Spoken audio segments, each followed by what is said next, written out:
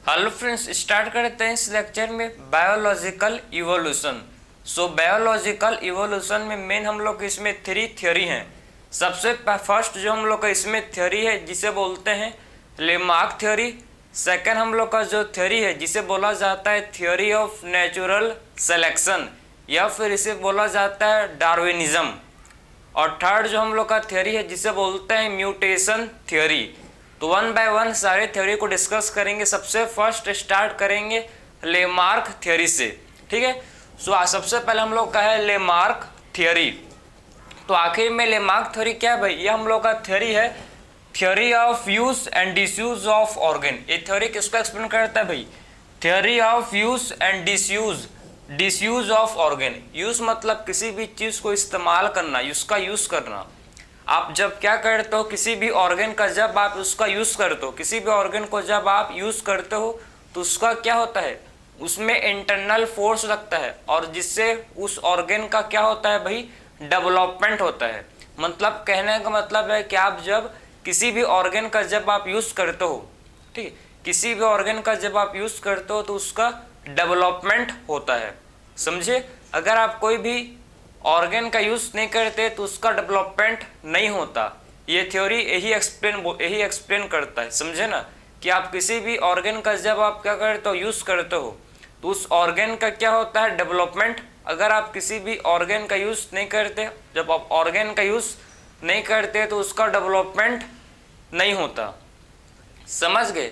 तो आखिर में देखो, इनका मानना था कि जो आप ऑर्गन, जैसे कि जो, ठीक है, जो बंदे लोग जो जाते हैं जिम्स, उनका क्या होता है, वो मसल को अपने डेवलप, अपने बाइसेप को डेवलप, उसको, ठीक है, डेवलपमेंट के लिए, प्रॉपर फिट होने के लिए जाते हैं, समझे ना। तो उनका क्या होता है, मसल का, वो लोग का डेवलपमेंट होता है, उनके मसल का डेवलपमेंट होता है। क्यों भाई, क्यों होता है डेवलपमेंट? वो फिट रहते हैं। क्यों फिट रहते हैं? क्यों? अपने मसल का, अपने बॉडी का वो यूज कर रहे हैं, समझे ना, अपने ऑर्गेन्स लोग को, ठीक, अपने ऑर्गेन्स को वो लोग यूज कर रहे हैं। जब वो अपने ऑर्गेन्स का यूज करेंगे तो उनका क्या होगा भाई, डेवलपमेंट, समझे ना। तो जब वो क्या करते हैं, अपने ऑर्गन का जब वो यूज करते हैं तो उनका क्या होता है, उस ऑर्गन का होता है डेवलपमेंट। तो सिंपल सा फंडा है, इसमें ज़्यादा कुछ नहीं है कि जब आप अपने ऑर्गन का यूज करते हो तो उसका डेवलपमेंट होता है, समझे ना। उसका क्या होता है भाई, जब ऑर्गन का यूज करते हो तो उसका होता है डेवलपमेंट। अगर आप ऑर्गन का यूज नहीं करते तो उसका डेवलपमेंट नहीं होता है। यही लेमार्क ने बोला था, ठीक है, यही चीज लेमार्क ने बोला था, theory of use and disuse of organ.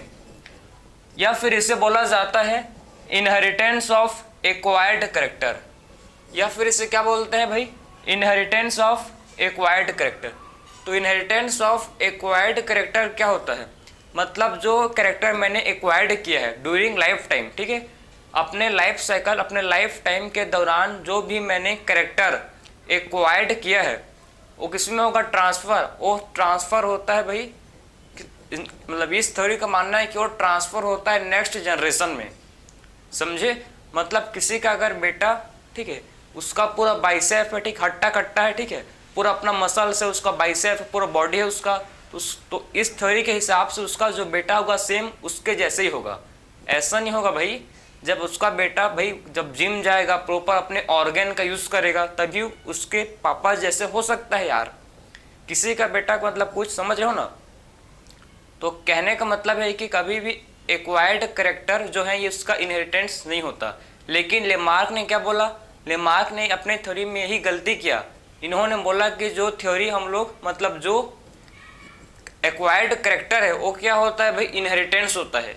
इनका ये मानना था कि एक्वायर्ड कैरेक्टर भी इनहेरिटेड क्या होता है, एक्वायर्ड कैरेक्टर का इनहेरिटेंस होता है। लेकिन असलियत में ऐसा नहीं होता, एक्वायर्ड कैरेक्टर का कभी भी इनहेरिटेंस नहीं होता। अगर मैंने अपने बाल को मोल्ड कर दिया भाई, गंजा हो गया, तो मेरे बेटे वैसा थोड़ी होगा यार, उसके बाल होंगे ना, वो तो मैंने एक्वायर्ड किया है, ठीक है। मेरे को बहुत सारा टेक्निक पता है, वैसा थोड़ी कि मेरे बेटे को भी टेक्निक पता होगा, ऐसा है क्या? नहीं भाई, उसको कभी भी एक्वायर्ड कैरेक्टर का ट्रांसफर नहीं होता ऑफ स्प्रिंग में, समझे ना। तो ऑफ स्प्रिंग में कभी भी एक्वायर्ड कैरेक्टर का ट्रांसफर नहीं होता, ठीक है। लेकिन इस थ्योरी के हिसाब से क्या होता है, इस थ्योरी से लेमार्क थ्योरी के हिसाब से ऐसा होता है कि इनहेरिटेंस होता है किसका, एक्वायर्ड कैरेक्टर का इनहेरिटेंस होता है इस थ्योरी के हिसाब से, समझे ना। तो इस थ्योरी के हिसाब से क्या होता है भाई, एक्वायर्ड कैरेक्टर का इनहेरिटेंस होता है इस थ्योरी के हिसाब से, क्लियर है। लेकिन इस थ्योरी को डिसअप्रूव्ड कर दिया गया था, इस थ्योरी को डिसअप्रूव्ड कर दिया गया था। किसने किया था भाई, इस थ्योरी को डिसअप्रूव्ड कर दिया था किसने, विजमान ने, ठीक है। तो विजमान ने इस थ्योरी को थ्योरी ऑफ इनहेरिटेंस, ठीक है, इसको डिसअप्रूव्ड कर दिया था। विजमान ने इस थ्योरी को डिसअप्रूव्ड कर दिया, ठीक है। किससे क्या था, थ्योरी ऑफ जर्मप्लाज्म से। तो अभी उस पर आएंगे, लेकिन आप समझो इनका मानना क्या था कि लेमार्क का मानना था कि जो एक्वायर्ड कैरेक्टर होते हैं, देखो जो एक्वायर्ड कैरेक्टर होते हैं वो क्या होते हैं, इनहेरिटेड होते हैं। क्या होते हैं, इनहेरिटेड टू नेक्स्ट जनरेशन। मतलब वही है जो कैरेक्टर मैंने एक्वायर्ड किया है, ठीक है, जो कैरेक्टर मैंने एक्वायर्ड किया है वो क्या होता है भाई, नेक्स्ट जनरेशन में इनहेरिट होता है, इनका ये मानना था, ठीक है। एग्जाम्पल देखो, इन्होंने एग्जाम्पल जो आपके एनसीईआरटी में गिवन है जिराफ का, इन्होंने जिराफ का एग्जाम्पल लेके एक्सप्लेन किया। जिराफ था पहले, जिराफ अभी आपने जब जिराफ को देखते होगे, ठीक है, फोटो में या कहीं भी आप रियल में देखते होगे, तो आपने देखा होगा उसका नेक लॉन्ग होता है, उसका जिराफ का जो गर्दन है ये लंबा होता है ना। पहले ऐसा नहीं था, ठीक है, पहले जो जिराफ था उसका नेक इतना लॉन्ग नहीं था, ठीक है। बाद में क्या हुआ, लॉन्ग हुआ। क्यों भाई, ऐसे कैसे हो गया, तो जिराफ जो था समझो पहले नीचे में, ठीक है, मतलब जमीन में पहले घास फूस प्लांट्स थे, उसको खा के पहले रहता था जिराफ। लेकिन जब नीचे प्लांट्स खत्म हो गए, ठीक है, जमीन पर जब प्लांट्स खत्म हो गए तो अब लिप्स कहाँ बचेंगे, लिप्स बचे अब ट्रीज पर। अब ट्रीज, ठीक है, ट्रीज, अब जो लिप्स कहाँ बचे हैं भाई, ट्रीज पर अब लिप्स हैं। तो ट्रीज के लिप्स को खाने के लिए जिराफ ने क्या किया, ट्रीज के यहाँ पर ट्री है तो उसके लीफ को खाने के लिए, ठीक है, अपने नेक को इलांगेट किया, समझे ना। तो ट्रीज के लीव्स को खाने के लिए क्या, अपने ऑर्गन मतलब अपने नेक का यूज किया, अपने गर्दन का उन्होंने बार बार यूज किया। भाई नहीं खाएंगे तो मर जाएंगे। तो ऐसे करते करते जनरेशन टू जनरेशन क्या हो गया, मतलब ऐसे करते करते, ठीक है ना, उनका जो नेक है जिराफ का वो इलांगेट हो गया, समझे ना। तो उनका जो नेक था वो क्या हो गया भाई, कुछ जनरेशंस के बाद उनका जो नेक था इलांगेट हो गया, इलांगेशन, क्लियर है। तो एक्सप्लेन करता है आपका जिराफ, समझे, जो आपके एनसीईआरटी में गिवन है। तो इन्होंने मतलब सिंपल सा बताया यार कि जिराफ ने अपने ऑर्गन का बार बार, ठीक है, यूज किया। भाई नहीं करेंगे तो मर जाएंगे, क्या खाएंगे, ट्रीज पर लिप्स है, उसके अलावा खाने के लिए कुछ नहीं इनके पास, ठीक है। तो उसी को खाना पड़ेगा, उसको खाने के लिए बार बार अपने नेक का यूज करना पड़ेगा। और नेक का यूज किया बार बार, तो क्या हुआ भाई, एक टाइम ऐसा आया कि इनका नेक के इलॉन्गेशन हो गया, समझ गए। तो ये हम लोग का थ्योरी है भाई, use and disuse of organ, या फिर इसे बोलते हैं इनहेरिटेंस ऑफ एक्वायर्ड कैरेक्टर, या फिर इसे क्या बोला जाता है, इसे बोला जाता है इनहेरिटेंस ऑफ एक्वायर्ड कैरेक्टर, ठीक है। लेकिन इस थ्योरी को विजमान ने डिसअप्रूव्ड कर दिया। इस थ्योरी को किसने डिसअप्रूव्ड किया भाई, इस थ्योरी को विजमान ने इस थ्योरी को डिसअप्रूव्ड कर दिया। इन्होंने क्या बोला, इन्होंने दिया theory of germplasm, theory of germplasm से इन्होंने इस थ्योरी को डिसअप्रूव्ड कर दिया, ठीक है। सो थ्योरी ऑफ जर्मप्लाज्म से क्या किया इन्होंने, थ्योरी ऑफ जर्मप्लाज्म से इन्होंने इस थ्योरी को डिसअप्रूव्ड कर दिया। कहने का मतलब ये है, समझना ध्यान से आप, ठीक है, कि जो जर्मप्लाज्म होता है, जर्मप्लाज्म किसे बोलते हैं भाई, गेमेट्स। जर्मप्लाज्म किसे बोलते हैं, गेमेट्स को, ठीक है। सो गेमेट्स को बोलते हैं जर्मप्लाज्म। अगर जर्मप्लाज्म में चेंज होगा तभी वो क्या होता है, नेक्स्ट जनरेशन में पास होता है, ठीक है। तो जर्मप्लाज्म में अगर जर्मप्लाज्म में चेंज आएगा, अगर जर्मप्लाज्म में चेंज होगा तभी वो क्या होगा भाई, नेक्स्ट जनरेशन में पास होगा, ठीक है। तो जब जर्मप्लाज्म में चेंज होता है तभी वो नेक्स्ट जनरेशन में पास करता है। अगर जर्मप्लाज्म में चेंज नहीं होगा, ठीक है, अगर जर्मप्लाज्म में चेंज नहीं होगा तो नेक्स्ट जनरेशन में पास नहीं होता, ठीक है, जिसको बोलते हैं स्टोमेटोप्लाज्मा। सोमेटोप्लाज्मा, ठीक है। सोमेटोप्लाज्मा सोमेटिक सेल को बोलते हैं भाई, ठीक है। सोमेटोप्लाज्म किसे बोलते हैं? सोमेटोप्लाज्म बोलते हैं सोमेटिक सेल को। अगर सोमेटिक सेल में चेंज हुआ है तो नेक्स्ट जनरेशन में पास नहीं होगा यार, क्लियर है। अगर सोमेटिक सेल में चेंज हुआ है, देखो अगर सोमेटिक सेल में चेंज हुआ है तो नेक्स्ट जनरेशन में पास नहीं होगा। अगर जर्म प्लाज्म में चेंज हुआ है तभी वो नेक्स्ट जनरेशन में क्या होता है, उसका ट्रांसफर होता है। अगर जर्म प्लाज्म मतलब गेमेट्स में कुछ चेंज, गेमेट सेल में कुछ चेंज आया है तभी क्या होता है, वो नेक्स्ट जनरेशन में पास होता है। अगर जर्म प्लाज्म में चेंज नहीं हुआ है तो नेक्स्ट जनरेशन में पास नहीं होगा, समझे। तो अगर जर्म प्लाज्म में अगर गेमेट्स में चेंज आया है, ठीक है, तभी क्या होगा, नेक्स्ट जनरेशन में पास होगा। तो इसको किसने बोलता है, इसको विजमान ने बोला था कि भाई, ठीक है, लेमार को बोला था भाई अगर जर्म प्लाज्म में जब चेंज होगा तभी नेक्स्ट जनरेशन में पास होता। इन्होंने प्रूव किया, इन्होंने थ्योरी दिया था, थ्योरी ऑफ, किसको बोलते हैं, theory of germ plasm, clear है। तो हम लोग का इसी के साथ सबसे पहला थ्योरी कंप्लीट हुआ बायोलॉजिकल इवोल्यूशन का, लेमार्क थ्योरी, ठीक है। अब मूव करेंगे सेकेंड थ्योरी जिसे बोलते हैं थ्योरी ऑफ नेचुरल सिलेक्शन। बहुत ही ज़्यादा इंपॉर्टेंट है, जिसे बोलते हैं थ्योरी ऑफ नेचुरल सिलेक्शन, ठीक है। इसको आप नोट कर सकते हो। फिर बात करेंगे थ्योरी ऑफ नेचुरल सिलेक्शन की। चलो, तो हम लोग का जो सेकेंड थ्योरी है जिसे बोला जाता है थ्योरी ऑफ नेचुरल सिलेक्शन। तो आखिर में थ्योरी ऑफ नेचुरल सिलेक्शन क्या है, ध्यान से देखना, बहुत ही ज़्यादा इंपॉर्टेंट है, ठीक है। तो हम लोग का जो सेकेंड थ्योरी है, देखो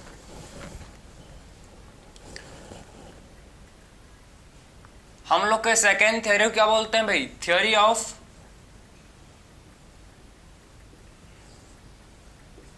ऑफ नेचुरल सिलेक्शन, ठीक। इसे बोला जाता है थ्योरी ऑफ,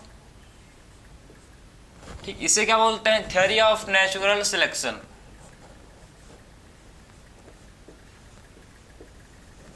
नेचुरल सिलेक्शन,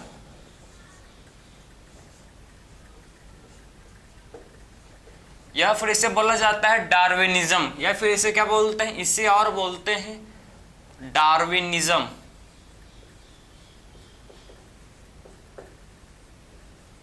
चलो भाई, समझ गए।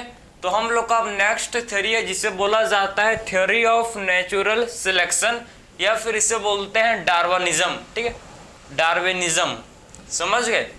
तो आखिर में थ्योरी क्या बोलता है समझना ध्यान से, ठीक है। आखिर में ये थ्योरी क्या एक्सप्लेन करता है, इसको ध्यान से समझना। थ्योरी ऑफ नेचुरल सिलेक्शन किसने दिया था भाई, ये भी समझो भाई, किसने दिया था इसको, चार्ल्स डार्विन ने, ठीक है। इस थ्योरी को दिया था किसने, चार्ल्स डार्विन ने, given by Charles Darwin and Alfred Wallace, Alfred Wallace. दो साइंटिस्ट आप बोल सकते हो इस थ्योरी को दिया। एक को बोलते हैं चार्ल्स डार्विन, ठीक है, चार्ल्स डार्विन, एंड सेकंड जो साइंटिस्ट है इसे बोला जाता है अल्फ्रेड वेलिस, ठीक है। ये दो साइंटिस्ट ने मिलकर वही सेम कंक्लूजन, ठीक है। दो साइंटिस्ट डिफरेंट आइलैंड पर गए, ठीक है, और डिफरेंट आइलैंड पर गए, डिफरेंट, ठीक है, क्या किया भाई, मतलब चीज़ों को ऑब्जर्व किए, ठीक है, चीज़ों को ऑब्जर्व किए, और इनका जो कंक्लूजन था, ये दोनों का कंक्लूजन सेम था। क्या था मैं आपको बताऊंगा, समझे ना। तो चार्ल्स डार्विन ने कहाँ गया था समझो, ठीक है। चार्ल्स डार्विन गए थे गैलापागोस आइलैंड। इन्होंने कहाँ गए थे भाई, ये गए थे गैलापागोस आइलैंड। ये कहाँ गए थे भाई, गैलापागोस आइलैंड गए थे। और आपके एनसीईआरटी में ये भी दिया है कि कौन से शिप से गए थे, ठीक है। सो HMS बीगल, शिप का नाम क्या था भाई, इस शिप का नाम था, ठीक है, इस शिप का नाम था जिसे बोलते हैं HMS बीगल, ठीक है। इस शिप से ये गए थे, समझे ना। तो ये कौन से शिप से गए थे भाई, HMS बीगल से गए थे। कहाँ गए थे, गैलापागोस आइलैंड। कहाँ गए थे, गैलापागोस आइलैंड गए थे, ठीक है। और अल्फ्रेड वेलिस। अल्फ्रेड वेलिस आप देखो, अल्फ्रेड वेलिस कहाँ गए थे? अल्फ्रेड वेलिस गए थे कहाँ भाई? ये गए थे मैले आर्चिपिलागो, मैले, ठीक है, मैले आर्चिपिलागो गए थे। कहाँ गए थे भाई? मैरो, ठीक है, मैले आर्चिपिलागो। समझ गए बात को? ठीक है, तो आप समझ गए कि जो चार्लेस डार्विन थे कहाँ गए थे भाई? Galapagos island.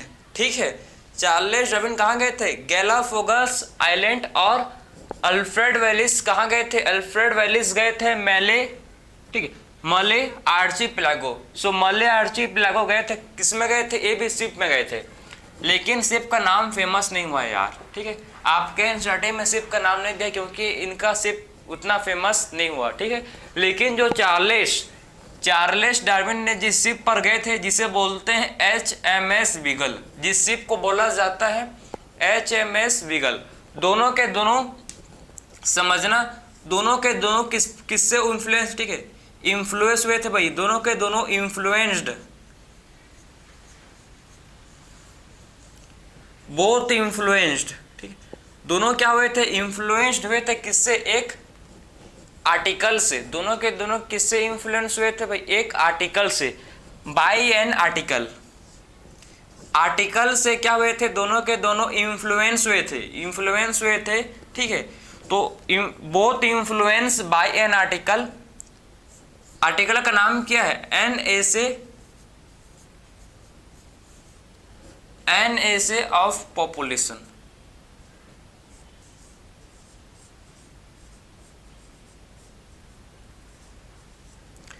तो आप देख सकते हो कि जो चार्लेस डार्विन था, जो अल्फ्रेड वेलिस थे, ठीक है, तो दोनों के दोनों क्या हो इन्फ्लुएंस हुए थे किससे? दोनों के दोनों इन्फ्लुएंस हुए थे आर्टिकल से, जिसको बोलते हैं NSA, प्रिंसिपल ऑफ आर्टिकल्स। इसे का नाम क्या था? Principle of article. ठीक है, तो इसे का नाम क्या था? Principle of population. इसे बोलते हैं प्रिंसिपल ऑफ पॉपुलेशन। इस, ठीक है, ये ऐसे से दोनों डार्विन भी और आर्चिपिलागो और अल्फ्रेड वेलिस भी, दोनों क्या हुए थे? इस ऐसे से क्या हुए थे भाई? इन्फ्लुएंस हुए थे। तुम समझे ना? तो इस ऐसे से कौन इन्फ्लुएंस हुए थे? आप बोल सकते हो दोनों। ठीक है, चार्लेस डार्विन भी एंड अल्फ्रेड वेलिस दोनों क्या हुए थे? प्रिंसिपल ऑफ पॉपुलेशन एक ऐसे है, ठीक है, प्रिंसिपल ऑफ पॉपुलेशन एक ऐसे जिससे ये दोनों इन्फ्लुएंस हुए थे। समझे? और इसको कौन लिखा है भाई? इसको लिखने का नाम थॉमस माल्थस। ठीक है, थॉमस माल्थस ने इसको लिखा है। ठीक है, थॉमस माल्थस ने इसको लिखा है प्रिंसिपल ऑफ पॉपुलेशन को, उसके बारे में थॉमस माल्थस। ठीक है, थॉमस माल्थस, समझ गए? तो आप सिंपल है यार कि चार्लेस डार्विन एंड अल्फ्रेड वेलिस, ठीक है, दोनों गए थे अपने अपने आइलैंड, ये अपना, ठीक है, गैलापागोस आइलैंड है, ठीक है, माले आर्चिपिलागो एक दूसरा आइलैंड है। समझे? और दोनों का कंक्लूजन सेम दोनों का क्या था? दोनों का सेम कंक्लूजन था। ठीक है, दोनों का क्या था भाई? दोनों का सेम कंक्लूजन था। समझे? सो डार्विन का भी और वेलिस का भी दोनों का क्या था? सेम कंक्लूजन था। क्या कंक्लूजन था उसको पढ़ेंगे, लेकिन अभी तक यहाँ तक आप समझ गए। आपके एनसीईआरटी में सारा डाटा गिवन है, आउट ऑफ सिलेबस एक पॉइंट नहीं है। आपके एनसीईआरटी में भाई इवोल्यूशन को एनसीईआरटी पढ़ोगे तो घूम जाओगे। ठीक है, घूम जाओगे, पढ़ने का मन फिर नहीं करेगा, फिर आपको बायो खोलने का मन नहीं करेगा। ठीक है, एनसीईआरटी मत पढ़ लेना गलती से। ठीक है, लेक्चर को ही देख के समझो, इट इज योर। ठीक, तो इसको देखो कि आखिर में थ्योरी ऑफ नेचुरल सिलेक्शन या फिर से डार्विनिज्म। भाई डार्विन ज़्यादा फेमस हुए थे, अल्फ्रेड वेलिस को कौन जानता है? जानते हैं भाई, लेकिन उतना जितना डार्विन को ज़्यादा ही जानते हैं लोग। आपको भी, आपने भी अल्फ्रेड वेलिस का नाम पहली बार सुना होगा, क्या पता। ठीक है, सो चार्लेस डार्विन और अल्फ्रेड वेलिस अपने अपने आइलैंड गए थे। मतलब अपने का मतलब है कि वही सर्च करने के, डाइवर्सिटी को देखने के लिए, ठीक है, कैसे लाइफ का फॉर्मेशन व कैसे इवोल्यूशन हो उसको पता करने के लिए गए थे, ठीक है। और इनको मतलब दोनों आपस में दोनों के दोनों किससे इन्फ्लुएंस हुए थे, दोनों के दोनों इन्फ्लुएंस हुए थे एक आर्टिकल से, ठीक है। और आर्टिकल को बोलते हैं NA से, ठीक, principle of population. Principle of population से दोनों इन्फ्लुएंस हुए थे, ठीक है, जिसको थॉमस माल्थस ने इसको लिखा था। प्रिंसिपल ऑफ पॉपुलेशन को थॉमस माल्थस ने लिखा था। अब बात करेंगे आखिर में इन्होंने क्या कंक्लूजन था, इनका क्या कंक्लूजन था, इसको डिस्कस करेंगे, ठीक है। तो इनका क्या कंक्लूजन था इसको आप देखेंगे। चलो, तो आखिर में इनका क्या कंक्लूजन था, ध्यान से देखना। सो इनका क्या कंक्लूजन था भाई, देखो इसको, इन्होंने बोला देखो ऑर्गेनिज्म जो है, ठीक है, कोई भी ऑर्गेनिज्म मैक्सिमली रिप्रोड्यूस कर सकता है, लार्ज नंबर में क्या कर सकता है कोई भी ऑर्गेनिज्म। अगर उसको फ्री, आप अगर किसी भी ऑर्गेनिज्म को आप फ्री खाना, अनलिमिटेड खाना दे दो, अनलिमिटेड रिसोर्सेज दे दो, अनलिमिटेड उसको, ठीक है, क्या दो भाई, अनलिमिटेड उसको पूरा मतलब जो भी चीज़ है, ठीक, उसको हर चीज़ को अनलिमिटेड दे दो, ठीक है। तो क्या करेगा भाई वो, मतलब इतना रिप्रोड्यूस करेगा कि कुछ सालों बाद उसी का मतलब नंबर पूरे ब्रह्मांड में उसी का नंबर बढ़ जाएगा। तो कहने का मतलब है कि ऑर्गेनिज्म मैक्सिमली रिप्रोड्यूस कर सकता है, ऑर्गेनिज्म क्या कर सकता है, मैक्सिमली रिप्रोड्यूस कर सकता है, लेकिन नहीं करता। क्यों? क्योंकि रिसोर्सेस क्या होते हैं भाई, रिसोर्सेस लिमिटेड होते हैं, समझे ना। इसीलिए ऑर्गेनिज्म जो है ये रिप्रोड्यूस मैक्सिमली नहीं कर सकता, क्योंकि सब एक ही चीज़ के पीछे भाग रहे हैं, रिसोर्सेस के पीछे।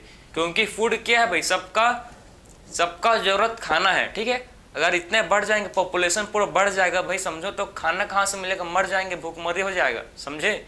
उसीलिए कंपटीशन है, ठीक है। उसीलिए क्या होता है कि हम लोग का पॉपुलेशन सेम है, बढ़ नहीं रहा है ना कम नहीं हो रहा है। क्यों भाई, अगर बढ़ गया तो क्यों नहीं बढ़ रहा है, क्योंकि रिसोर्सेस कैसे हैं, क्योंकि रिसोर्सेस लिमिटेड है, लिमिटेड रिसोर्सेस, उसीलिए पॉपुलेशन स्टेबल है, समझे ना।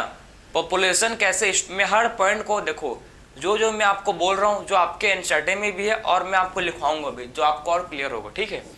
तो मैंने अभी तक क्या बोला, मैंने अभी तक क्या आपको समझाया कि क्या बोला भाई, ठीक, ऑर्गेनिज्म, जो ऑर्गेनिज्म है, ऑर्गेनिज्म क्या कर सकता, ऑर्गेनिज्म क्या कर सकता है, ये रिप्रोड्यूस कर सकता है, कैसे, ऑर्गेनिज्म रिप्रोड्यूस कर सकता है मैक्सिमली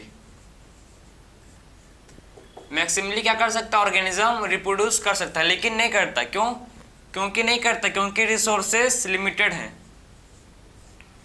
रिसोर्सेस कैसे है भाई, रिसोर्सेस लिमिटेड होते हैं, समझे ना। रिसोर्सेस कैसे होता है, लिमिटेड, ठीक है। रिसोर्सेस कैसे होते हैं भाई, रिसोर्सेस क्योंकि है लिमिटेड, जिससे क्या होता है, जिससे होता है सर्वाइवल ऑफ, जिससे क्या करना पड़ता है, survival of existence, survival of, जिससे क्या होता है, जिससे होता है सर्वाइवल ऑफ एग्जिस्टेंस, ठीक है। जिससे क्या होता है, सर्वाइवल ऑफ एग्जिस्टेंस, मतलब कंपटीशन, सिंपल फॉर्म में कंपटीशन होता है भाई।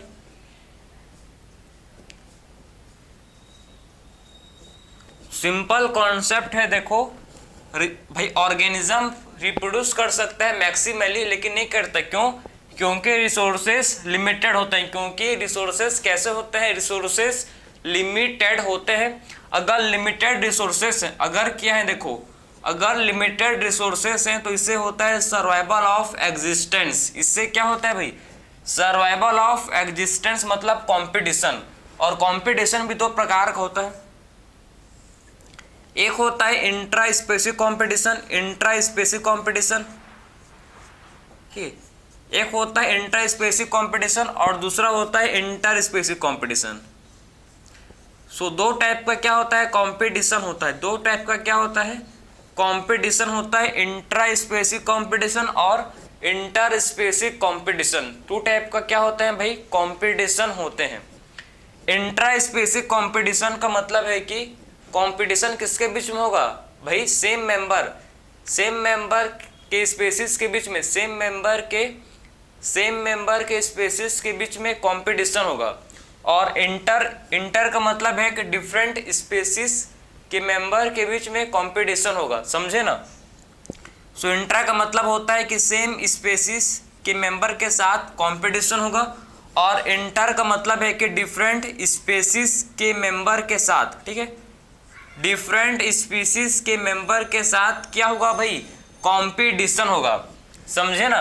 तो रिसोर्सेस होते हैं लिमिटेड, जिससे क्या होता है सर्वाइवल ऑफ, जिससे क्या करना पड़ता है भाई, रिसोर्सेस अगर लिमिटेड है तो उस रिसोर्सेस के पीछे लड़ना पड़ता है। जैसे आप लोग लड़ रहे हो भाई, आप भी कोई ना कोई कॉम्पिटिटिव एग्जाम का तैयारी कर रहे हो और आप पर भी कंपटीशन है, ठीक है। ऐसा नहीं कि आप ही एग्जाम दिला रहे हो भाई, लाखों हैं जो आपके साथ कॉम्पीट कर रहे हैं एक ही एग्जाम को क्रैक करने के लिए, ठीक है। क्योंकि सीट बहुत कम है, समझे ना, उसके लिए क्या करना पड़ता है, सर्वाइवल ऑफ एग्जिस्टेंस। इससे क्या होता है, इससे होता है सर्वाइवल ऑफ एग्जिस्टेंस, ठीक है।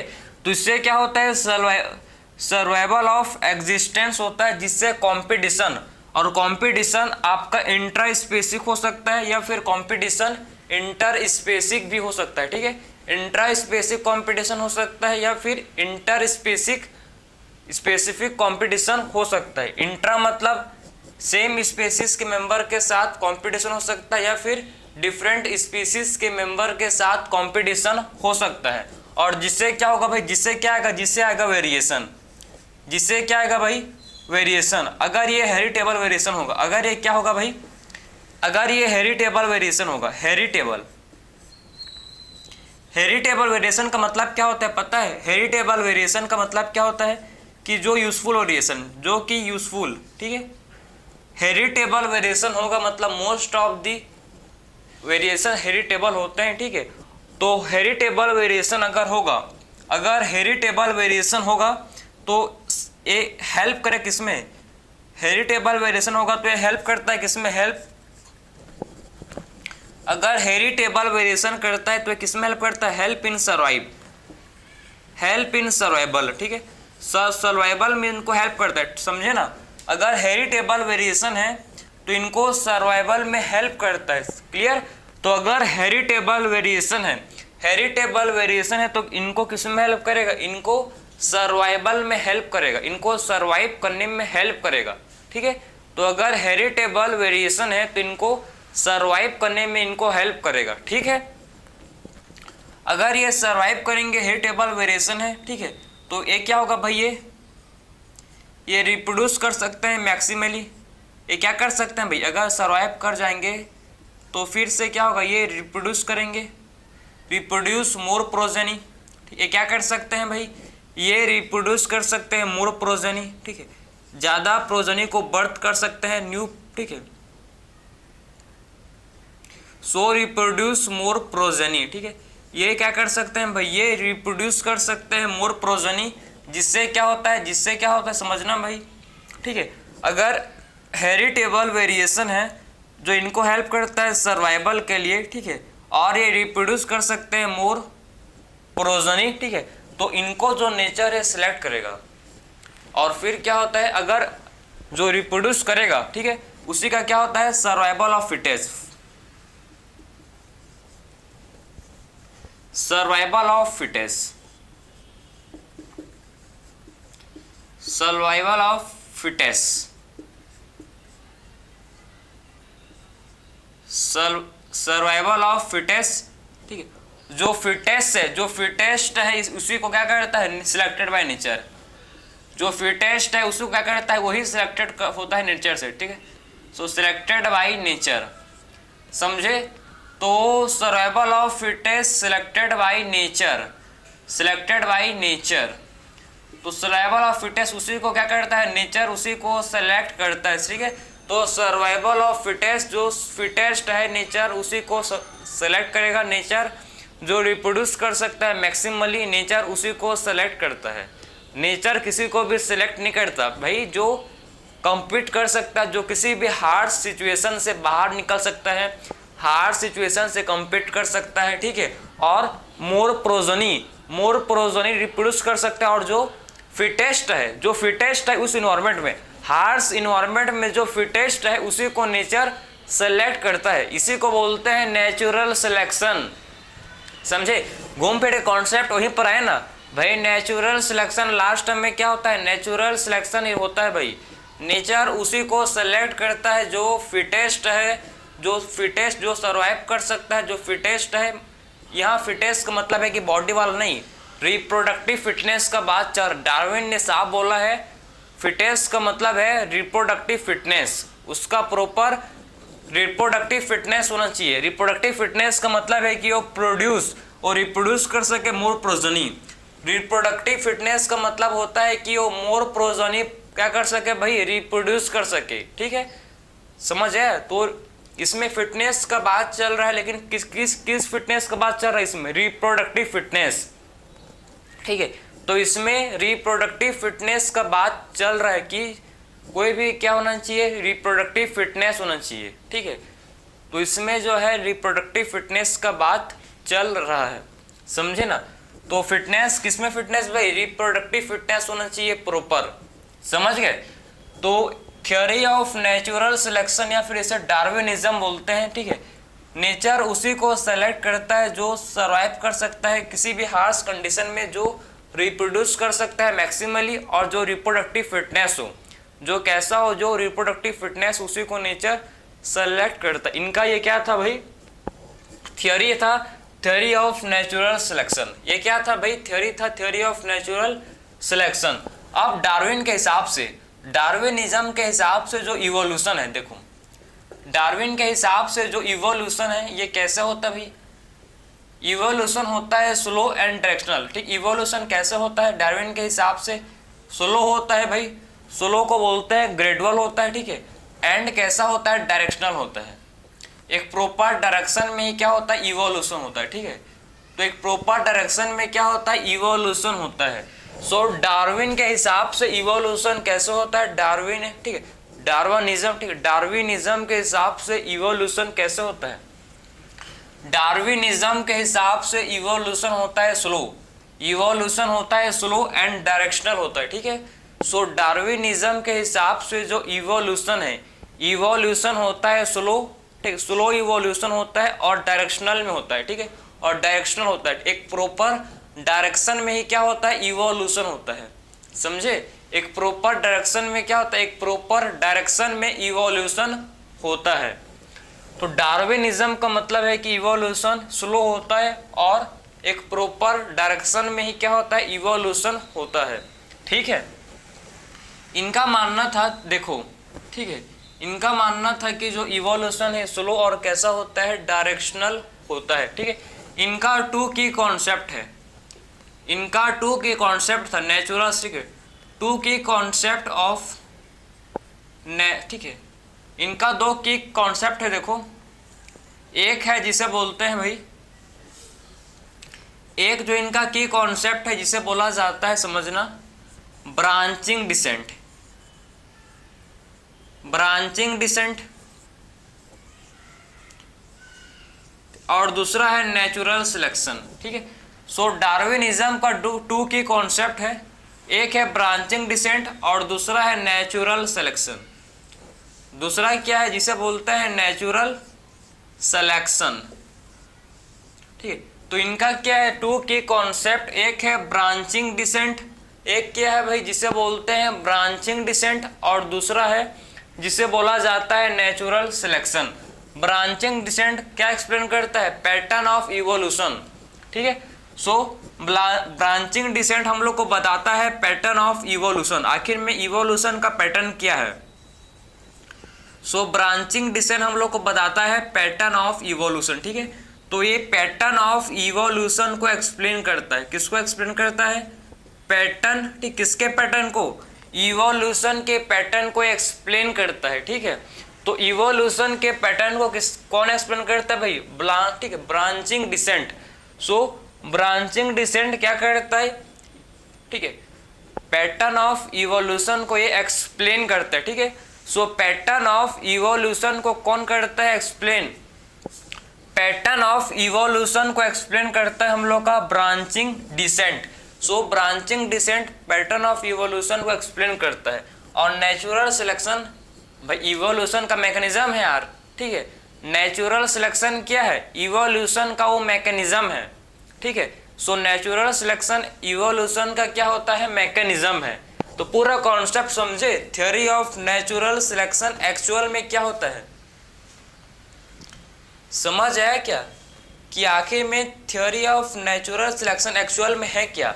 मैंने आपको सिंपल वे जो आपके एनसीईआरटी में टफ लैंग्वेज में दिया है, ठीक है, जिसको पढ़ने के बाद बोलते हो कि बस खत्म बैव, ठीक है, जियोलॉजी आप नहीं पढ़ना है मेरे को, ठीक है भाई, बोरिंग है मानता हूँ, लेकिन ठीक है हम लोग के बारे में कि हम लोग ये कैसे इवॉल्व हुए हैं, ठीक है, उसी को एक्सप्लेन कर रहा है कि नेचर किसको कहता है? सेलेक्ट, जो सर्वाइव कर सकता है किसी भी हार्श कंडीशन में, जो रिप्रोड्यूस कर सकता है मैक्सिमली, ठीक है, और जो रिप्रोडक्टिव फिटनेस हो उसी को नेचर सेलेक्ट करता है। समझ गए? तो ये हम लोग का था, ठीक है, थ्योरी ऑफ नेचुरल सिलेक्शन। अब बात करेंगे हम लोग थर्ड, हम लोग का है म्यूटेशन थ्योरी, ठीक है। अब बात करेंगे थर्ड थ्योरी जिसे बोलते हैं म्यूटेशन थ्योरी। चलो भाई थर्ड थ्योरी की तरफ मूव करेंगे, म्यूटेशन थ्योरी। तो म्यूटेशन थ्योरी क्या है? देखो म्यूटेशन थ्योरी किसने दिया था इसको भी देखो, ठीक है। सो म्यूटेशन थ्योरी हम लोग का थर्ड थ्योरी की तरफ मूव करेंगे जिसे बोलते हैं म्यूटेशन थ्योरी। म्यूटेशन थ्योरी को हगो डी वेरिस ने दिया था। किसने दिया था? Hugo de Vries. Hugo de Vries ने म्यूटेशन थ्योरी को दिया था, म्यूटेशन थ्योरी, समझे? तो हगो डी वेरिस ने म्यूटेशन थ्योरी को दिया था। किस पर दिया था? भाई इन्होंने इवनिंग प्राइमरोज, ठीक है, इवनिंग प्राइमरोज पर इस थ्योरी को इन्होंने दिया था, इवनिंग प्राइमरोज पर, ठीक है, हगो डी वेरिस ने इस थ्योरी को दिया था। सो म्यूटेशन थ्योरी को किसने दिया था? म्यूटेशन थ्योरी को हगो डी, ठीक है, ह्यूगो डी वेरिस, ठीक है, ह्यूगो डी वेरिस ने म्यूटेशन थ्योरी को दिया था, समझे? सो म्यूटेशन थ्योरी को ह्यूगो डी वेरिस ने दिया था। किस पर दिया था भाई? इवनिंग प्राइमरोज पर। किस पर दिया था थ्योरी को? Evening primrose. इन्होंने क्या बोला था? इन्होंने बोला था कि म्यूटेशन कॉसेस इवोल्यूशन। इन्होंने क्या बोला? इन्होंने बोला कि म्यूटेशन कॉज इवोल्यूशन, म्यूटेशन ही कॉज करता इवोल्यूशन। इनका ये मानना था म्यूटेशन क्या कॉज करता? इवोल्यूशन। म्यूटेशन ही कॉज करता इवोल्यूशन, ठीक है। और कैसे होता है? ये लार्ज होता है म्यूटेशन, लार्ज होता है म्यूटेशन, ठीक है। म्यूटेशन कैसा होता है भाई? म्यूटेशन स्मॉल है, ये लार्ज होता है और डायरेक्शनल लेस होता है, ठीक है। म्यूटेशन लार्ज होता है और कैसा होता है भाई? डायरेक्शनल लेस होता है। म्यूटेशन लार्ज और डायरेक्शनल लेस होता है। और सिंगल स्टेप लार्ज म्यूटेशन को बोलते हैं saltation. Single step large mutation को बोला जाता है साल्टेशन, ठीक है, इसको बोलते हैं साल्टेशन। तो सिंगल स्टेप लार्ज म्यूटेशन को बोला जाता है साल्टेशन। तो म्यूटेशन थ्योरी क्या एक्सप्लेन करता है? म्यूटेशन थ्योरी किसने दिया था? ह्यूगो डी वेरिस ने म्यूटेशन थ्योरी को दिया था। इनका मानना था कि म्यूटेशन ही है जो इवोल्यूशन कॉज हो, म्यूटेशन से ही क्या होता है भाई? इनका मानना था कि म्यूटेशन से ही इवोल्यूशन होता है और म्यूटेशन लार्ज होता है और डायरेक्शनल लेस होता है। म्यूटेशन इनका मानना था भाई। हगो डी वेरिस ने काम किस पर किया था? Evening primrose. इनका मानना था कि म्यूटेशन ही है जो इवोल्यूशन का कॉज है। म्यूटेशन ही क्या होता है? इवोल्यूशन का कॉज होता है। और mutation large and directional less होता है। और सिंगल स्टेप लार्ज म्यूटेशन को बोलते हैं साल्टेशन। सिंगल स्टेप लार्ज ठीक है, सिंगल स्टेप लार्ज म्यूटेशन को बोला जाता है साल्टेशन। डिफरेंस देखो, ठीक है। तो आखिर में हम लोग का म्यूटेशन थ्योरी कंप्लीट हुआ जिसको हगो डी वेरिस ने दिया था। इनका मानना था कि म्यूटेशन ही है जो इवोल्यूशन का कॉज है। Single step, large mutation, saltation. Mutation इनके हिसाब से लार्ज और डायरेक्शनलेस होता है। ठीक है, तो ये था इनका पूरा थ्योरी। ठीक, इस लेक्चर में हम लोग ने कंप्लीट डिस्कशन किया, बायोलॉजिकल इवोल्यूशन को कंप्लीट देख चुके हैं। सो मिलते हैं नेक्स्ट लेक्चर में। राधे राधे।